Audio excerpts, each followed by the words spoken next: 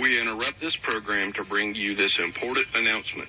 This is an emergency missing child alert, Levi's call, Georgia's Amber Alert.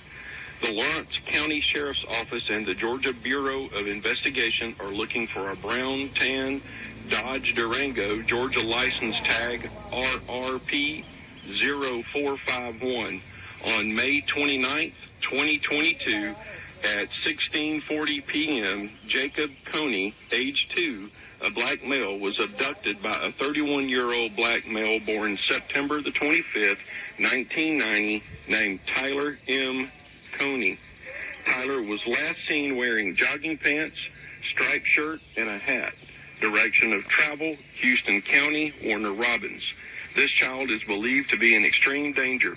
If you have any information on the whereabouts of Jacob Coney, Tyler M. Coney, or the brown tan Dodge Durango, Georgia license tag RRP 0451, please dial 911. The public can also provide information to the GBI tip line at 1-800-597-TIPS and or the CSend app for iPhone and Android users.